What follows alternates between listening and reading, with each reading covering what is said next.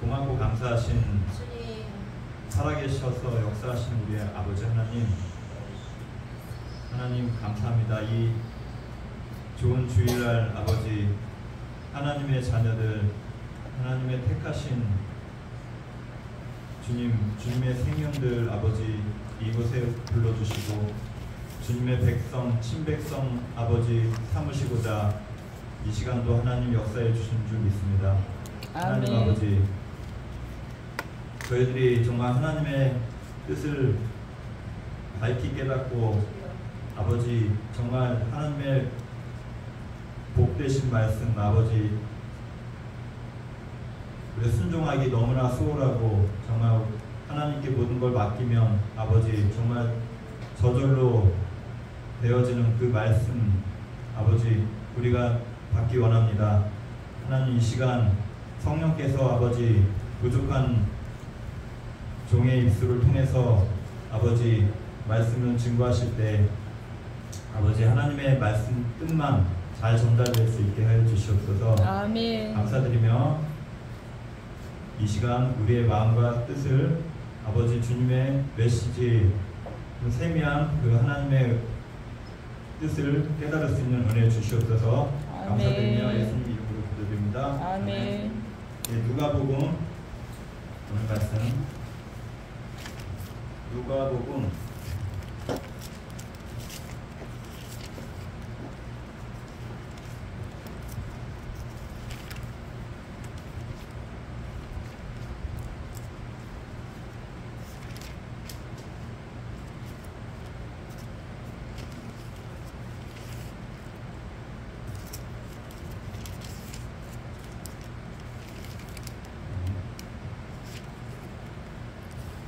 누가복음 7장 11절로 12절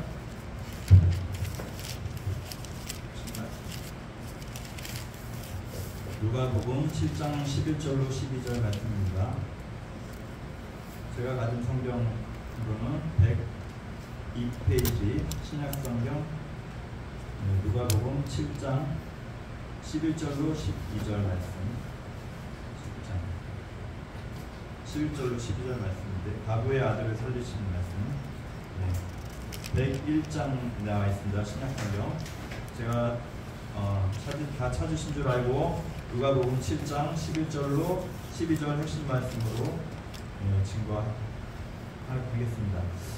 그 후에 예수께서 나인이란 성으로 가실새 제자와 많은 무리가 동행하더니 성문에 가까이 이르실 때에 사람들이 한 죽은 자를 메고 나오니 이는 한 어머니의 독자요 그의 어머니는 과부라.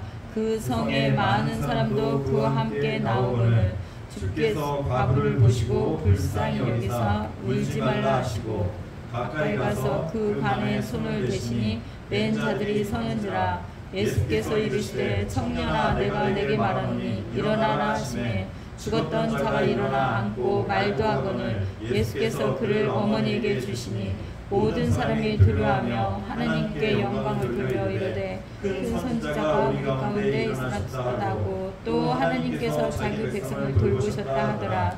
예수에게 대한 이 소문이 온 유대와 사방에 두루 퍼지니라. 아멘. 오늘 말씀은 나인성 과부의 아들을 살리신 예수님에 대해서 증거하겠습니다. 오늘 누가복음 7장 11절로 17절까지의 말씀은 예수님께서 전도 사역을 하던 당시에 이제 나인이라는 성으로 찾아가셨습니다. 예수님께서 왜 하필이면 왜 나인이라는 성 동네 이름을 다른 성경에서는 잘 언급을 안 하는데 여기 특별히 동네 이름까지 지명을 해서 하나님께서 이렇게 나타내고 계신데 왜 이 특별히 이렇게 나인이라는 성 이름까지 표현을 하셨느냐? 다른 데 동네로 어느 동네에서 전도하셨더라 이런 표현들이 많은데요. 여기서는 특별히 나인이라는 성으로 가셨다고 했습니다. 그럼 나인이라는 것이 무엇인가 우리가 성의 이름을 좀 살펴볼 필요가 있는데 이 히브리 말로 나인이라는 것은 아름다움의 성, 아름답고 기쁨의 성 그런 뜻이라고 했습니다. 이 성인데 이 도시인데 기쁨이 넘치고 희락이 넘치고 정말 아름다운 성이라는 뜻의 동네라는 거죠.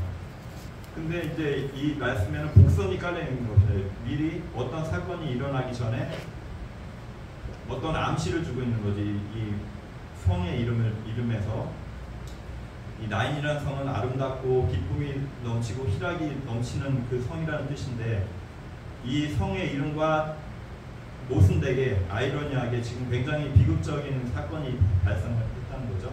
12절에 보면 성문에 가까이 이르실 때 사람들이, 그 성 사람들이 한 죽은 사람을 메고 나왔다고 했습니다. 관에 메고 나왔다는 거죠. 이 어떤 아들인가? 이는 한 어머니의 독자고, 죽은 사람이, 이 시체가 된 사람이 그 외아들이라는 거죠. 그 이제 어머니는 과부가 됐다는 거죠. 자기 아버지가 아버지는 이미 어떤 병으로 인해서 돌아가셨던지 어떤 사고로 인해서 이미 이 아들이 지금 나온 것처럼 관에 이끌려서 장례 절차를 밟으려고 장지로 이 성문을 통해서 또 나왔겠죠. 지금 이 성은 굉장히 그 이름과는 모순되게 정말 슬픔의 그 사건이 일어나고 있는 상황입니다.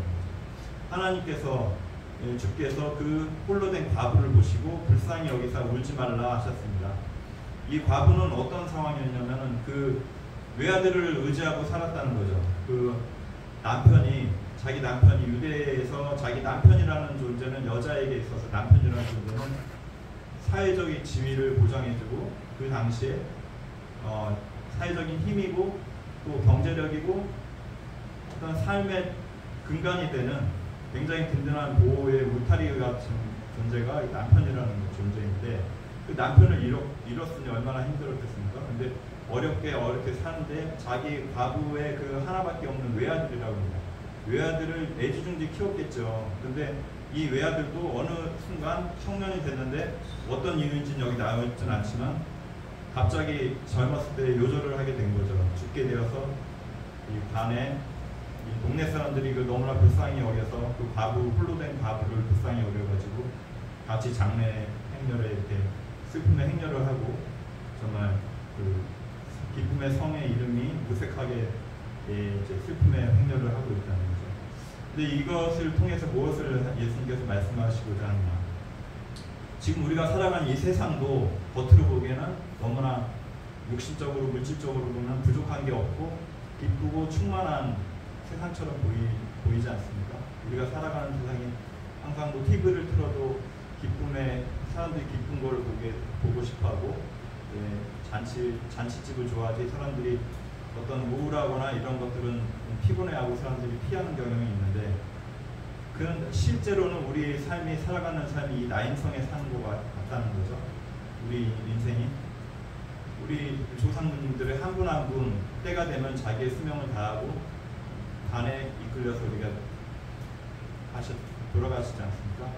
근데 이제 이 남편이 돌아가신 것처럼 이 과부도 또 자기 자식이 죽은 것처럼 언젠가는 이 성문을 장례 행렬로 나오게 되고, 그 따르던 사람들도 장례 행렬로 나오게 되고, 여기 서 있는 이 사람들도 있고요. 우리 성도님들도 한 분 한 분 다 인간 정해진 시간에 이렇게 장례 행렬로 나오게 돼 있지만, 이게 축소판이라는 거죠. 이 나인성이라는 것이 이 세상에, 지금 우리가 살아가는 세상에.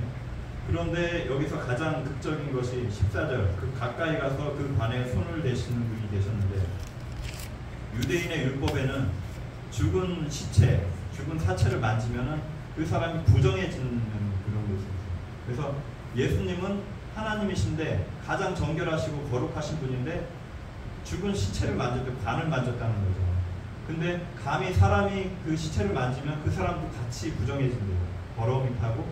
근데 예수님은 하나님이시고 창조주이시기 때문에 그 부정함을 싹 제하신다는 거예요.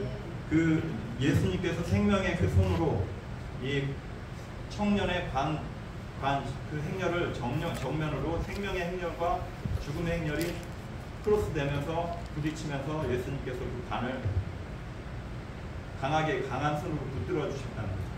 이게 죽음으로, 우리가 무덤으로 영원히 멸망되고 소멸되고 흙으로 돌아가는 인생을 예수님께 생명의 손으로 이 관을 붙들어 주신다는 거죠.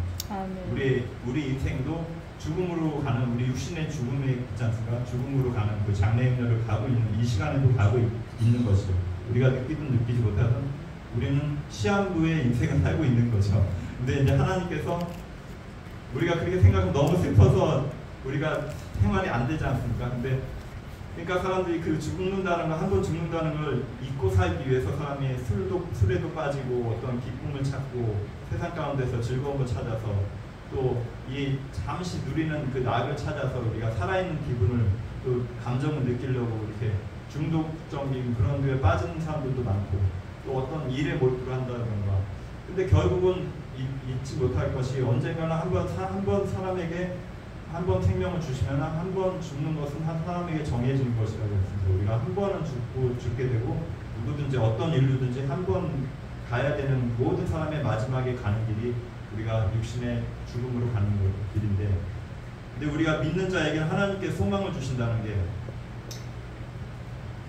세상에 이제 썩어져 버리는 것에 이제 종로를 타던 우리 존재들은 이렇게 소멸되지만 의미가 없지만 정말 이슬처럼 사라져 버리지만 우리가 생명이 의미가 있는 게 생명의 주인이시고 우리에게 영생을 주시고 우리를 소생시키시는 영혼을 소생시키시고 우리에게 또 참 생명이 되시는 예수 그리스도께서 그 생명의 힘으로 죽음의 행렬을 하고 있는 우리들의 그 행렬을 정면으로 가로막으시고 붙잡아 주실 때 이 청년이 어떻게 됐습니까? 14절 가까이 가서 그 관에 손을 대시니 맨자들이 서는지라 예수께서 이르시되 청년아 내가 네게 말하노니 일어나라 하시니.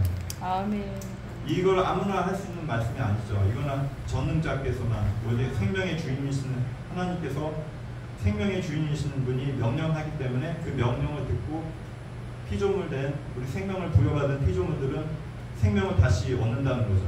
우리 청년아 내가 네게 말하노니 전능하신 분, 가장 권위를 가지신 분이 말씀하시기 때문에 일어나라 한마디에 죽었던 자가 일어나 앉고 말도 하거늘 예수께서 그를 어머니에게 주시니 모든 사람이 두려워하며 하나님께 영광을 돌려 이르되 큰 선지자가 우리 가운데 일어나셨다 하고 또 하나님께서 자기 백성을 돌보셨다 하더라. 이 말씀처럼 우리의 어떤 부정적인 것 그리고 우리의 지금 정말 이 과부와 같이 어떤 쇠락해가는 것들 그리고 우리가 우리 안에 죽어져가는 것들 우리 안에 정말 잃어버린 소망이 있으십니까? 우리 안에 어떤 시들어가는 어떤 소망이나 어떤 죽음의 그런 냄새를 드리우는 것들이 있습니까? 그것이 죄의 문제이든 그것이 질병의 문제이든 예수 그리스도께서 그 행차를 정면으로 막으시고 우리를 붙들어주고 계신다는 걸 우리가 잊지 않고 청년아 일어나라 내가 네게 말하노니 일어나라 하시는 그 음성을 다 영으로 다 듣기를 원합니다. 아멘.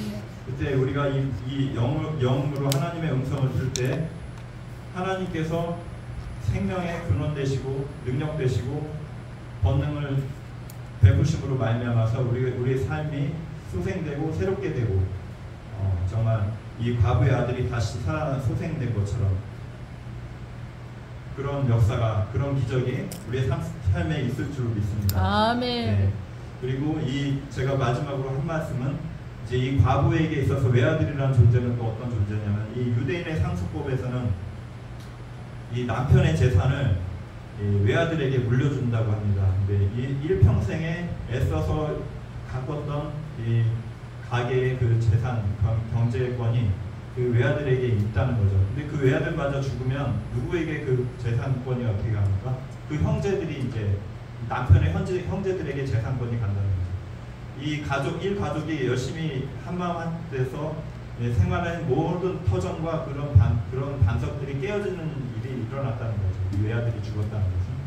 근데 이 외아들이 죽고 나서 남편 잃었죠. 자기 외아들 잃었죠. 소망이 없는 이 과부에게는 정말 그 시대에 살아갈 길이 막막하다는 거죠. 근데 예수님께서 나타나셔서 그 과부를 위로하시죠. 울지 말라. 울지 말라. 사람들이 하는 위로는 잠시 우리의 마음을 달래줄 수 있고 위안을 줄 수 있지만 근본적으로 해결을 주진 못한다는 거죠. 근데 예수님께서는 울지 말라 하셨을 때는 반드시 대책을 주시고 해답을 주시고 문제의 해답을 갖고 계시다는 거죠. 그래서 예수님께서 명령하실 때 명령해 주실 때 우리를 보고 말씀하실 때 일어나라 청년아 일어나라 내가 네게 명하노니 예수께서 명하노니 일어나라 하실 때 우리는 순종하고 일어나게 된다는 것입니다. 아멘. 우리 어떤 쓰러진 자리가 있다면 하나님 앞에 일으켜 달라고 우리가 구할 때 반드시 일어나는 그런 놀라운 역사가 있을 줄 믿습니다. 아멘. 네, 감사하며 기도드리겠습니다. 사랑하신 하나님 아버지, 감사합니다. 부족한 종이 아버지 주님의 말씀을 증거했습니다. 이 시간 부족한 사람의 모습은 예수님의 십자가 뒤에 가리워 주시고 오직 하나님의 메시지만이 우리 신약 가운데 심겨지게 하여 주시옵소서. 아멘. 감사드리며 예수님 이름으로 기도드립니다. 아멘.